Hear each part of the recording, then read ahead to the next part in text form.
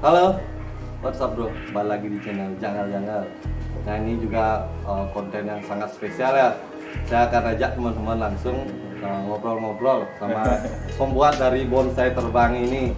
Beliau adalah Bli Wayandona. Halo, Nah, halo. Ini adalah Bli Wayandona. Jadi Bli Wayandona juga kan sudah buat konten YouTube ya, Blia? Oh, yang ini? Enggak, belinya. Oh iya, YouTube channelnya YouTube maksudnya? channelnya. Oh iya, iya, Udah, juga. Ya. Boleh dikasih tahu Bli, teman-teman siapa tahu karena banyak nih pasti teman-teman yang penasaran dan pastinya pengen mengikuti juga pasti perkembangan terbaru dari Bli Wayandona. Apa Bli nama kontennya? Nama kontennya Bonsai Element Bonsai Elemen ya? by Dona Wayan. Bonsai Elemen nama channel dari Bli Wayandona ya. Ini namanya di bawah nih. Yang Bonsai Elemen. Ya. Untuk teman-teman yang memang penasaran dengan Bli Wayandona, nah langsung aja kunjungi ya channelnya Bli Wayandona karena nantinya pasti akan dibuatkan ya konten-konten yang menarik tentunya. Dan di video kali ini spesial nih untuk teman-teman. Kita bincang-bincang langsung sama pembuat bonsai terbang ini. Ya, gak asing lagi Bli Wayandona. Sambil ngopi kita lihat Ya. dulu nih. Sip. Dalam satu kopi. Yang belum ngopi, ayo kita nonton video ini sambil ngopi ya, Iya, lebih enak. Ya.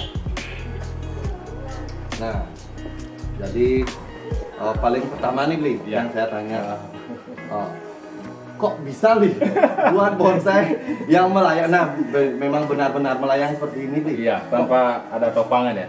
Iya kok bisa gitu loh.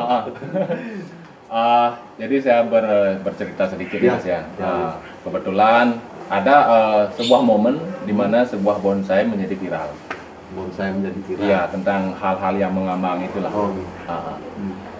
Dan itu pun bergaya, kalau saya tidak salah itu bergaya surrealis. Surrealis. Ya, dan kemudian dari Pak Agung PC sendiri dari Istana Bonsai Bali meminta saya untuk membuat sebuah bonsai floating, Gus, Bonsai floating. atau mengambang. Seperti Ya. ini ya Bli. Tapi saya mengajukan syarat juga ke Pak Agung. Pak Agung. Oh jadi ini kan miliknya Pak Agung PC. Iya, PC. jadi serut ini milik Pak Agung PC. Oh, Agung PC dari Iya. Istana Bonsai Bali ya. Istana Bonsai Bali di Latu kalau nggak salah. Di Latu. Di Latu, ya, Bandung. Salam nih buat Aji Agung PC. Nah, jadi saya mengajukan syarat bahwa pohonnya saya harus milih sendiri. Oh, belinya menilai sendiri. Iya, Oh, iya. tanpa Aji Agung PC yang Ya, jadi menurut inilah karakter atau pola pikir Tiang gitu loh. Bagaimana kedepannya pohon ini atau konsep floatingnya seperti apa kan gitu. Jadi terpilihlah yang serut ini, serut dragon ini. Iya, gitu. dari konsepnya memang karena dari awal ya Bli ya. Dari pemilihan pohon jadinya pas sekali dari batunya, dari pohonnya pas sekali jadinya. Jadi serut ini kan bergaya cascade atau kenggai, Gus. Jadi untuk karangnya dia kan belakangan bikinnya. Jadi kebetulan dari karangnya atau shape karangnya ini sendiri mengikuti gerak pohon. Iya, seolah di alam itu kalau kita menangkap sebuah sudut pandang, pohon ini ya tetap pohon yang tumbuh di celah batu yang disebut isisuki itu. Isisuki, Iya, gitu. Nah, karena dari teman-teman yang memang sedang mengikuti video saya di channel saya ini yang pernah menonton saya kunjungan di rumahnya Bli Wayandona, memang koleksi bonsainya Bli Wayandona memang nggak jauh dengan batu karang teman-teman. Nah kita tanya lagi nih, awal mulanya Bli Wayandona kok bisa suka dengan bonsai nih awalnya Bli? Iya. Gimana tuh Bli?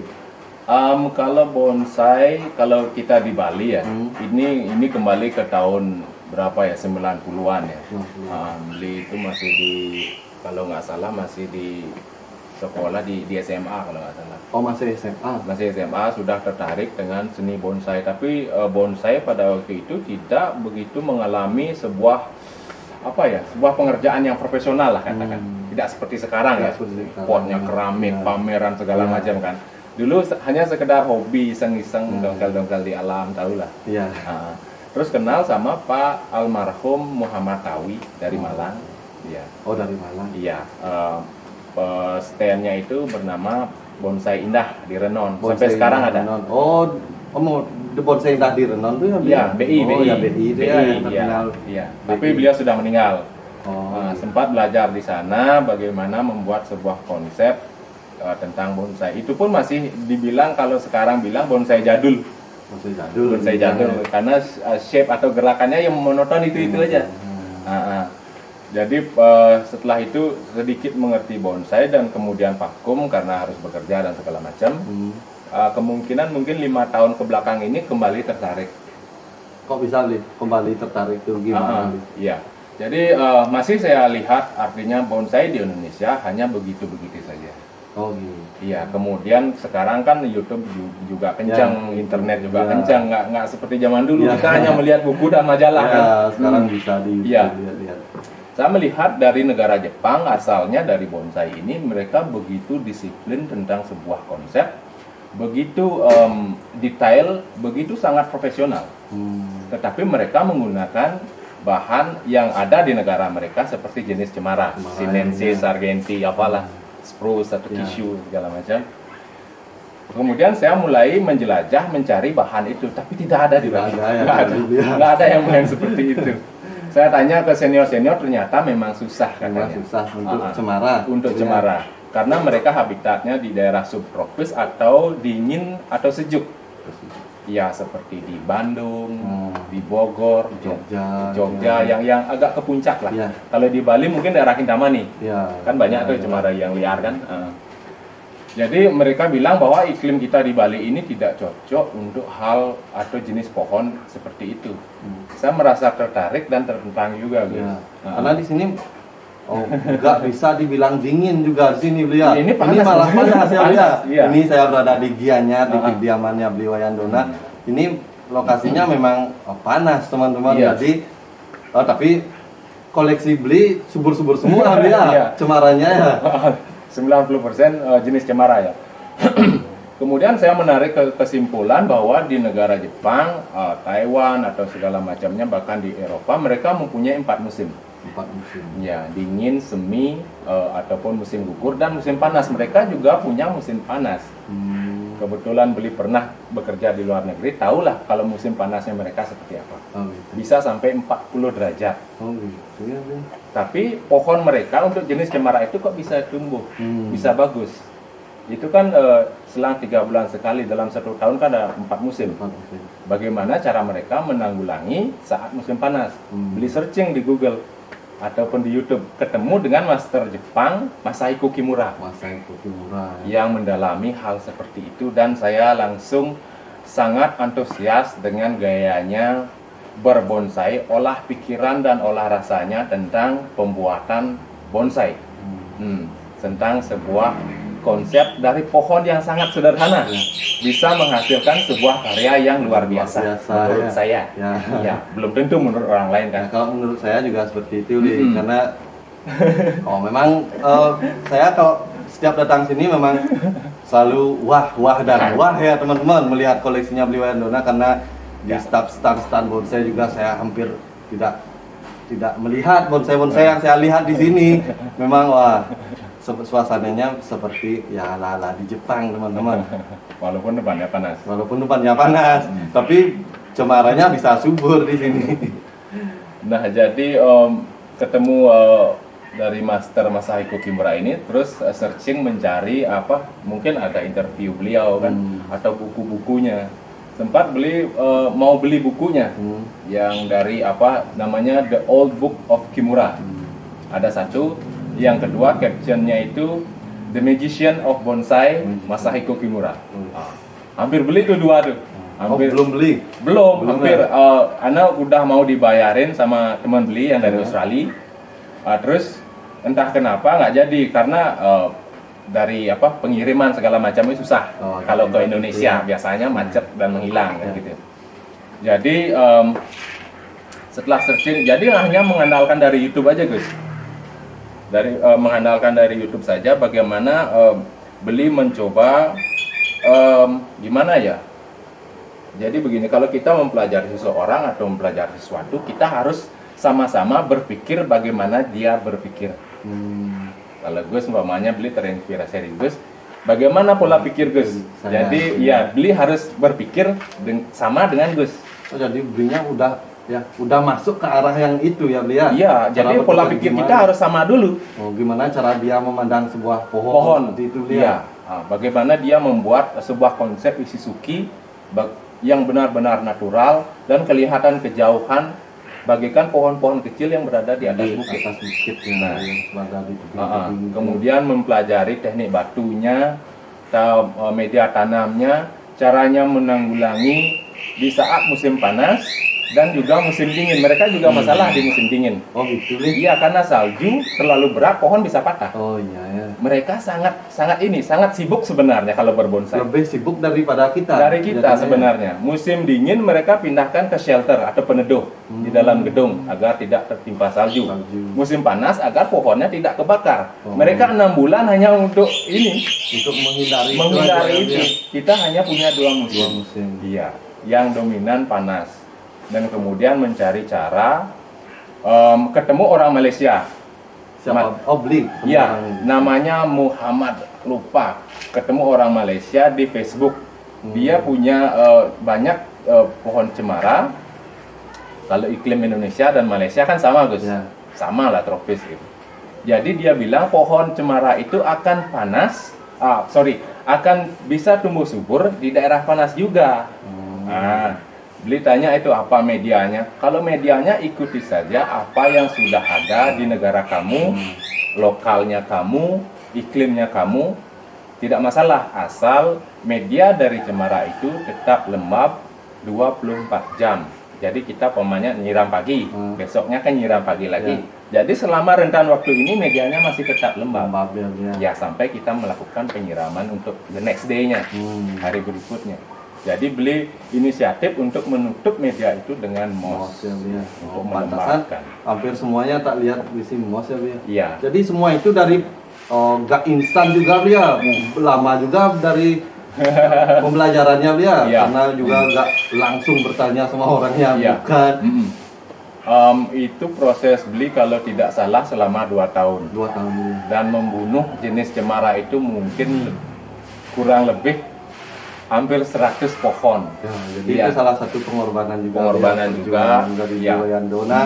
Sebelum sampai sekarang sudah ya bisa dibilang sudah ahlinya lah, bisa bilang masternya cemara sekarang nih. Karena memang saya lihat seperti itu nih. Sampai ada di detik ini, saat ini, ya itu butuh perjalanan yang cukup lumayan juga. Iya, dan pengorbanan juga dari waktu dan bahkan material Ya, juga. karena saya tahu juga harga cemara itu nggak main-main Nggak teman-teman. main-main, Jadi iya. teman-teman hitung aja pohon beli Wayandona yang sudah dikorbankan berapa. Ya, nggak main-main juga nilainya itu Iya. teman-teman. Jadi nggak sia-sia juga dia sampai ada di detik ini sekarang dia. Ya, artinya hidup saya juga tidak terbuang sia-sia ya. Ya. Kenapa cemara mahal? Nah, banyak tuh pertanyaan. iya, Li, kok Iya, kok mahal? serut murah? Hmm. Kok wacang murah? Ya. Kok cemara kok mahal? Karena kalau serut ataupun wahong ataupun santiki yang biasa ya, bukan bahan super ya. Ya. Itu kita dapatnya dongkel. Ya. Yang Kita mengambil dari alam, masih ada gitu. masih ya. ada. Kalau jenis cemara itu mereka semua bahannya dari negara lain dan kita harus membudidayanya dari stek-stekan Oh, kecil. dari kecil-kecil ya, Bu, ya. Ya, dari kecil-kecil mereka memang tumbuhnya sangat lambat. Kalau kita steknya dari sini, dari size seperti ini, menuju ke size ini, itu bisa memakan 3 tahun. Wih. Makanya jadi mahal tuh, Bu. Karena waktu itu kan, Ya. waktu yang mereka tempuh untuk mendapatkan Mendapatkan size tertentu. besar itu ya, Bu, Ya, ya. beda dengan bahan dongkelan yang kita ambil gratisan di alam kan. Nah, makanya itu yang Makanya membuat itu salah satu bisa menyebabkan bonsai cemara itu mahal jadi Mahal, ya. walaupun masih bahan. Ya, iya, karena saya juga kemarin sempat mau beli nih teman-teman. Bibit cemara yang masih kecil, wah harganya nggak main-main juga ya dia. Bahkan Lumayan ya. segini cuma bisa 500, Iya. 800 kan nggak masuk akal Karena kayaknya. pertumbuhannya memang lama. ya dia. Dan memang di alam kita juga nggak ada ya dia tanaman itu. Kemudian karena tidak mampu membeli juga kan. Nah, jadi saya mau izin nih sama teman-teman, saya bisa ngobrol sambil rokokan aja nih teman-teman biar lebih rileks ya. Iya. Karena kayaknya panjang nih obrolan kita nih Iya. teman-teman, terus aja ya ikuti ya video ini. Kita puas ya. Ya, boleh.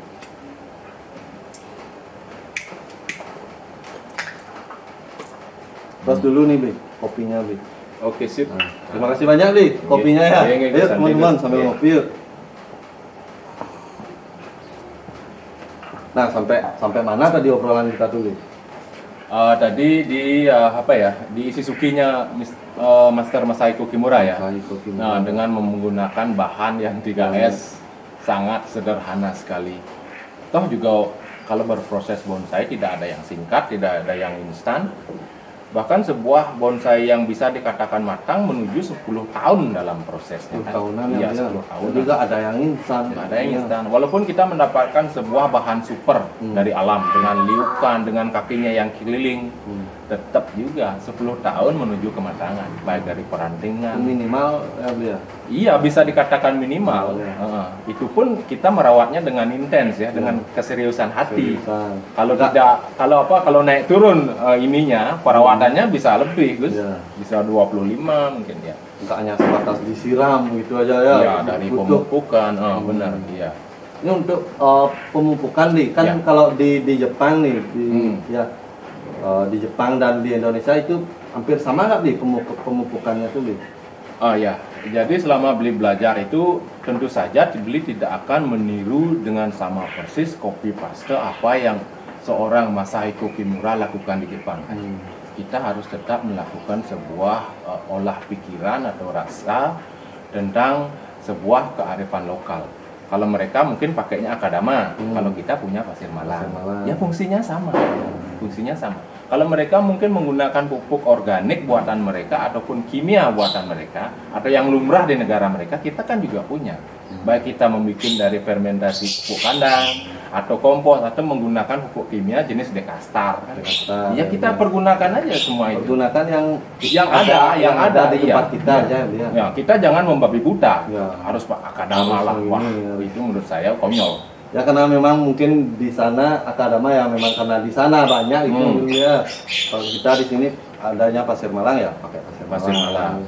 Kalau di Bali akadama malah tidak bagus. Oh gitu. Sudah pernah dicoba, bukan beli yang mencoba, tetapi pernah beli itu pohon. Memang media asalnya dari Bandung, mereka memakai akadama. Terlalu lembab. Oh terlalu lembab. Terlalu lembab.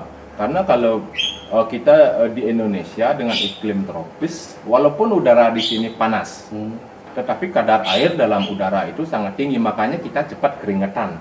Itu karena kadar air dalam udara tinggi, karena kita dikelilingi laut. Kalau di Jepang beda, mereka dingin ataupun panas, udaranya kering. Gitu, beda itu. Artinya kadar air dalam udara mereka tidak sebanyak di Indonesia. Kalau memakai akadama, disiram 1 hari itu lembabnya bisa 3 hari.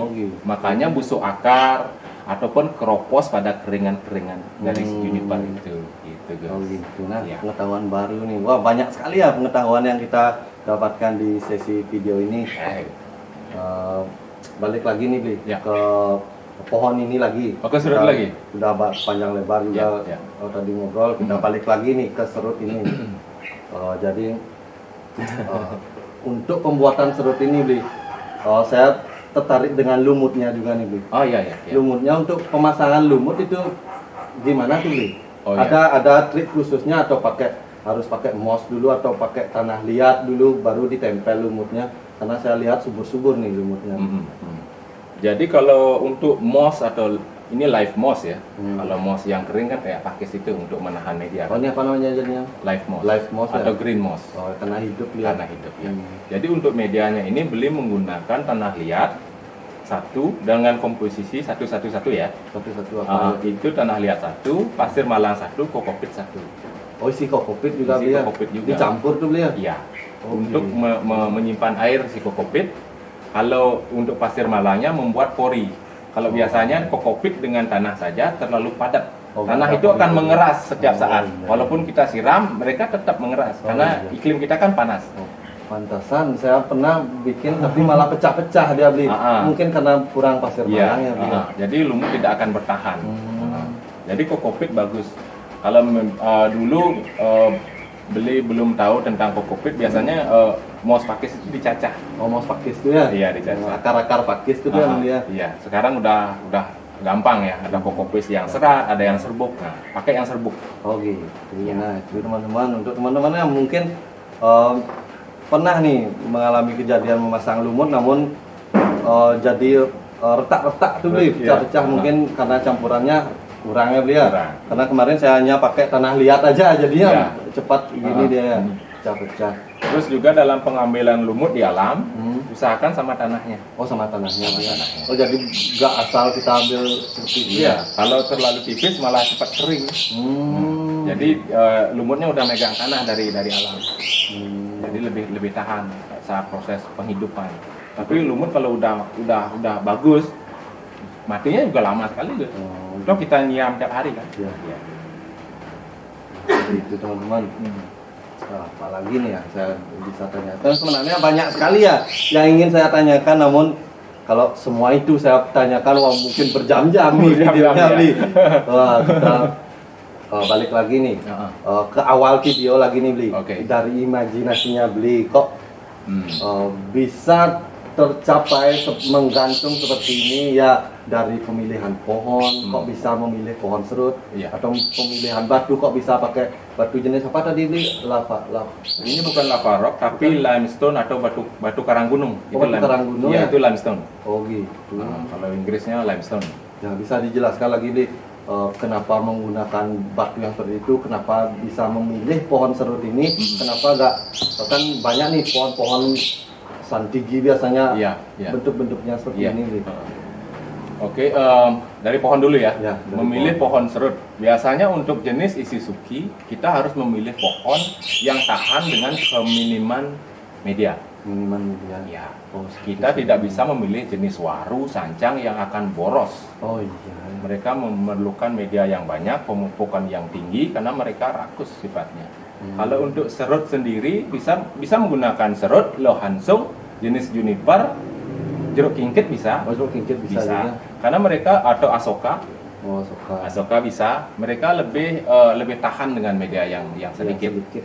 Dan tentu saja kita harus membuat sebuah karang ini atau pot relief ini yang bisa kita breakdown, baik itu hanya untuk melakukan pemangkasan akar, melakukan pengurangan media dan kemudian menambahnya kan gitu. Jadi tidak bisa untuk memaku pohon ini dengan media ini selamanya, karena pupuk juga tidak akan berhasil Bisa menjamin menjamin sampai dengan waktu 10 tahun, 12 tahun ya. Jadi pohon serut cukup bandel ya istilahnya. bandel Ya, ya. ini juga pohon endemik kita, tidak ada masalah dengan iklim. Bahkan juga sangat tahan dengan media yang minim. Selama pohon ini, kalau kita buat konsep floating seperti ini, selama pohon ini mungkin dalam proses 90% atau 80%.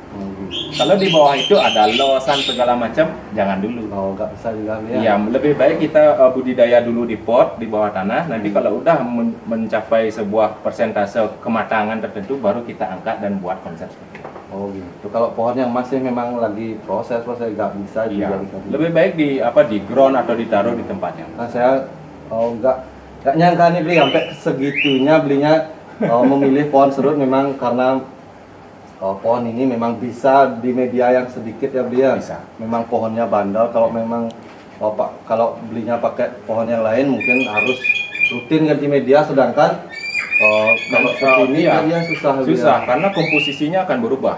Jadi Hmm. membuat seperti ini kan termasuk ke Ishizuki walaupun dia floating kan. Dia pun mengambang. Sama seperti juniper beli yang Ishizuki, pohon itu tidak akan pernah terangkat dari batu itu. tetapi kita membuat siasat bagaimana kita melakukan penambahan media dengan teknik-teknik tertentu kan. Mungkin ada channelnya untuk media. Mungkin satu sisi dulu diganti. Iya, satu sisi atau bahkan dari satu sisi media yang kosong tidak tertutup batu. Ini kan hanya tampak depan ya pakai batu. Di belakang tetap ada ruang karena akar juga membutuhkan oksigen. Kita tidak bisa menutup pohon seperti itu. Airnya tidak bisa masuk. Walaupun dia airnya bisa masuk, penguapan air tidak bisa juga, maka akan membusukkan akar kan. Jadi keluar masuk oksigen itu penting dalam akar. Memang harus detail juga kita tahu ya beliau. Harus kita tidak asal membuat gini-gini. Iya, membabi buta. Iya. Itu. Memang harus konstruktur jadinya konstrukturnya kalau bangunan konstrukturnya harus Iya, benar juga. mekanisme juga pertimbangan ke depan. Jadi bonsai itu bukan hal yang main-main kalau kita mau serius, karena apapun yang kita lakukan sekarang akan berdampak di tahun-tahun mendatang. Ya. Salah potong Ya. atau salah los, Ya. udah panjang malah dipotong, akhirnya tidak berguna. Ya. Jadi apapun yang kita lakukan sekarang akan berdampak ke depannya terus, karena mereka tumbuh terus. Karena Jadi kita bermain dengan sesuatu yang hidup ya, hidup Blia. ya, makhluk hidup. Makhluk Sulitnya hidup. itu ya di sana. Saya kan udah ini kan, udah buat yang YouTube channel yang Bonsai Elemen. Ya, Bonsai Banyak saya mengedukasi di sana bagaimana membuat sebuah atau merawat bonsai juniper. Tapi komen mereka selalu bagaimana membuat tutorial batu, bagaimana membuat batu penjengnya itu. Karena mungkin penasaran juga Penasaran, nih orang-orang iya. di kok Iya. bisa membuat batunya seperti Iya. itu mungkin. Bisa dijelaskan di video ini lihat. Bisa, Li? bisa dijelaskan. Penjelasan saya sangat sederhana. Ya, untuk membuat batu ini saya hanya membutuhkan waktu 1,5 hari. Oh, cuma 1 hari ya? Iya, tapi dari Agung PC sendiri butuh berapa tahun untuk membuat pohon seperti ini. Jadi pohon inilah yang sangat penting. Bagaimana kita merawatnya agar tetap subur segala macam. Ini hanya hiasan. Ini hanya sebuah pot, sebuah apa ya? Sebuah penguat ya, sebuah penguat pandangan tentang estetik bonsai kan. Ini sangat gampang. Ini kembali ke selera masing-masing ya. Baik yang batu asli atau semen murni atau batu rakitan. Yang ini batu rakitan. Jadi dalam channel beli itu beli lebih memfokuskan ke perawatan. Walaupun mereka minta ke tutorial batu, tentu saja beli akan bikinkan. Tapi itu mungkin nanti ya, setelah mereka mengerti apa yang harus dilakukan tentang makhluk hidup ini. Ya. Ini yang susah. Ini kan benda mati, guys. Ya. Ini nomor sekian. Iya, bisa belakangan. Kita buat bonsai pohonnya dulu. Kalau udah matang mungkin batunya bagus. Iya, terserah mau digimanain kan gitu. Iya. Itu teman-teman. Jadi ya harus sabar. Bonsai kan harus sabar. Harus sabar, memang enggak semudah membalikkan tangan ya dia. Memang seperti yang beli Wayandona tadi bilang, ya kurang lebih ya butuh proses 10 tahunan ya dia. Iya, minimal ya dia. Dalam sebuah konteks kematangan kontes ataupun eksibisi ya, pameran ya. Kalau kita punya uang membeli pohon jadi, kalau kita tidak bisa merawatnya juga omong kosong. Ya. Dalam waktu 3 bulan pohon akan sengsara. Ya, mungkin menjadi pohon liar jadinya ya. Atau bahkan mati. Ya. Bahkan mati. Jadi sangat penting ilmu itu itu yang disebut dengan ilmu botani ya. Dalam pertanian atau perkebunan. Itu kita harus pelajari dulu mendalam. Hal-hal yang lain tentang gaya, tentang apalah itu belakangan sekali. Jauh di belakang. Yang pertama kita belajar dulu merawat pohon. Nah, ya, mengerti dulu, belajar dari yang kecil-kecil. Kalau sudah mengerti, mulai naik, berkembang. Bahkan bisa berani membeli yang sudah jadi. Kan sudah berani, karena sudah bisa merawat yang kecil. Berani membeli yang jadi ya harus siap juga dengan harus merawatnya ya. Iya. Kalau nggak dirawat ya bisa menjadi pohon liar. Bahkan ada yang berpikir, oh saya punya uang, saya akan menyewa seorang trainer. Trainer itu mungkin datang sehari dalam waktu 2 bulan, 3 bulan. Keseharian itu kan kita. Yang nyiram setiap hari itu kita. Yang melihat, yang berdampingan dengan pohon itu kan kita. Kita itu mengambil 99% dari si pohon itu. Trainer itu hanya membantu dalam pembuatan sebuah konsep. Mungkin dari segi pemupukan, mereka hanya membantu. Kita yang harus berperan aktif. Kan begitu. Gitu nih. Oh, banyak kali nih. Oh, terima kasih banyak nih Bli Wayan. Sudah mengganggu waktunya Bli Wayan Dona. Lama sekali kita ngobrol panjang lebar dari awal video ini, dari perjalanan Bli Wayan Dona juga, dari pemilihan batu juga, pemilihan batu lagi nih Bli. Yang saya tanyakan yang terakhir dari pohon ini tadi pohonnya sudah, bahkan pemasangan lumut, medianya juga tadi sudah. Ini pemilihan batunya, kenapa menggunakan batu ini, apa tadi namanya Bli? Karang gunung ya, atau limestone. Limestone ya? Iya, limestone. Oh, kok bisa pakai itu? Kenapa nggak pakai karang atau lava rock gitu? Iya.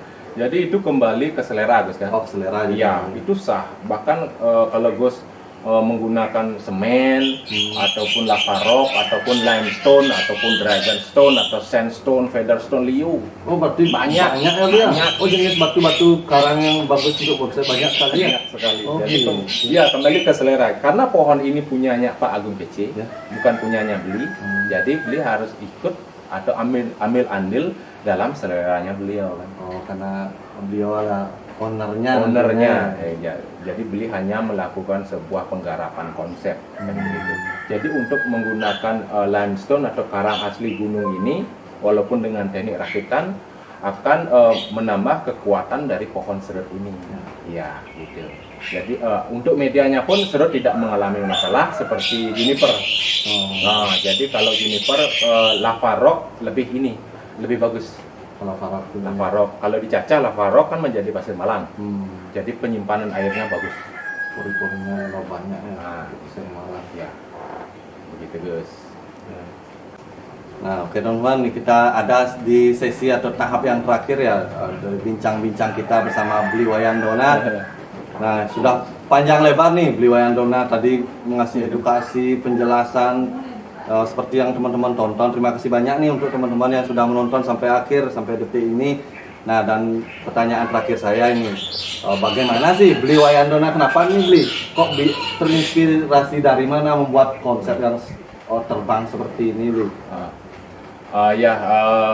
Kalau dibilang kebetulan, mungkin kebetulan guys. Iya, pernah menonton magic trick atau seni sulap. Sulap, ke arah sulap jadi ke arah sulap sebenarnya. Dari David Copperfield. Apakah sudah almarhum apa masih eksis kurang tahu. Itu legenda bonsai, legenda sulap. Iya, David Copperfield, bagaimana dia melayangkan sebuah benda yang bahkan berat.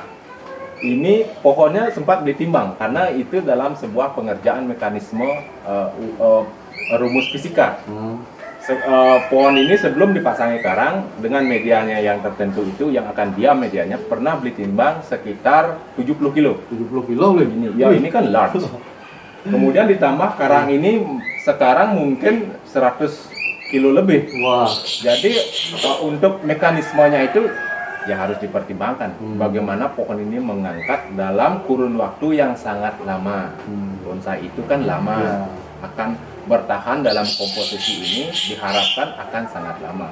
Jadi mekanisme itu sudah Bli perhitungkan dengan masak-masak dengan matang. Nah, jadi ya terinspirasinya dari David Copperfield dengan cara dia menerbangkan benda yang memang berat dia. Iya, memang berat. Bahkan seorang wanita biasanya atau dia mengangkat sebuah mobil. Wow. Iya ada, bahkan ada videonya yang dia mengangkat gajah kan, ada mengangkat gajah, memang melayang sampai ke arah sana ya inspirasinya ya. Iya. Memang kalau seniman, memang inspirasinya luar biasa teman-teman. Jadi beliau adalah seniman tato nih, salah satu seniman tato di Bali. Memang nggak main-main juga ya, inspirasinya terlihat dengan hasil-hasil karyanya seperti bonsai-bonsai cemara yang beliau miliki juga. Memang kalau saya lihat semuanya memiliki sebuah cerita, ibaratkan sebuah pohon yang tertiup angin, yang pohon yang bertahan hidup mencari sinar. Wah, banyak sekali. Mungkin beliau memiliki inspirasi yang jauh ya, mungkin ke belakang seperti apa. Nah, jadi karena tidak bisa kita juga jelaskan semuanya di video ini karena udah Bli buatkan kontennya. Oh, udah buatkan. Mekanisme pembuatan ini ada kontennya. Oh, di channelnya Bli ya? Iya, di Bonsai Elemen. Nanti Bli share lah di YouTube. Nah, untuk teman-teman nih yang penasaran dengan Bli Wayan Dona, koleksi beli wayang dona, cara ini, cara itu dan yang lainnya, ayo kunjungi aja ya channelnya beli wayang beli wayang dona, namanya Bonsai Elemen ya, Bonsai Elemen, Bonsai ya. Elemen. Wah mantap nih, seorang maestro bonsai. Cemara kita sekarang akhirnya memiliki konten juga, channel juga, jadinya membantu kita ya yang memang membutuhkan banyak ilmu dari dan khususnya dari Bali, gimana cara kita menangani pohon cemara yang memang ya kalau saya tahu memang agak memerlukan apa aja nih, memang memerlukan penanganan yang memang berbeda dengan pohon serut atau yang lainnya. Jadi langsung aja tonton video-videonya Beli Wayang Dona, teman-teman. Oke, Bli, mungkin segini aja. Kita satu lagi. Tujuan saya membuat channel bonsai itu kan untuk mengedukasi tentang pengalaman pribadi tentang penanganan sebuah jenis juniper kan. Kalau orang lain mungkin pelit akan ilmu, saya tidak seperti itu, karena kalau ilmu itu tidak dibagi akan tenggelam dan mati bersama orangnya. Jadi buat apa pengorbanan? Pengorbanan yang kita lakukan dalam menggali ilmu itu kan. Itu omong kosong. Hebat juga nih, Bli. Pembelajaran Beli Wayang Dona yang memang sudah mengorbankan banyak pohon cemara juga sekarang dibagikan pada teman-teman agar tujuannya biar teman-teman tidak mengalami hal yang seperti itu ke depannya juga dia. Nah, terima kasih banyak nih, Bli. Oke, Bli. Saya ucapkan kepada pemirsa juga, penonton pada Beli Wayang Dona, terima kasih banyak, Bli. Semoga kita semua selalu dalam keadaan baik, sehat dan normal, Bli ya. Oke, salam satu hobi. Ada salam-salam, Bli, untuk sahabat jangal-jangal nih, penggemar bonsai jangal-jangal channel saya. Sampai berada salam-salam. Iya, dari jangal-jangal, Sugus Jangal ini termasuk orang yang menginspirasi saya dalam dunia YouTube. Seriusan. Dia begitu natural, begitu apa adanya, begitu hawamnya tentang sebuah bonsai. Ya karena saya memang dasarnya kalau kunjungan memang pengen belajar juga, Bli. Banyak belajar. Saya kan udah ngomong ke Gus, saya ingin seorang itu memberikan pertanyaan ke saya dengan pola pikirnya yang awam. Maka saya akan menjelaskan lebih detail lagi. Kalau dia sudah mengerti, buat apa dijelaskan? Simple. Terima kasih banyak sekali lagi. Terima kasih banyak sudah mengizinkan saya juga berkunjung. Ini membantu teman-teman juga yang memang penasaran dari kemarin-kemarin, Bli. Banyak requestan, Bli, sampai DM ke Instagram, di Facebook juga. Kunjungan lagi ke rumahnya Beli Wayang Dona. Oke, kita kunjungan, namun sekarang sesinya lagi tanya jawab biar detail teman-teman belajar ya. Saya mau membantu juga teman-teman. Selain video ini, untuk lebih detailnya langsung kunjungi channelnya Beli Wayang Dona, Bonsai Elemen. Woi, nama channelnya bagus juga, Bli. Ya lumayan lah. Semoga berkembang juga ya. Ya, semoga berkembang dan menginspirasi. Ya, menginspirasi dan tidak bosan. Di musim pandemi ini kita butuh hiburan juga. Ya, selain melakukan sesuatu yang positif tadi. Oke, terima kasih banyak teman-teman. Salam satu hobi, salam bonsai. Jangan bonsai. Mantap.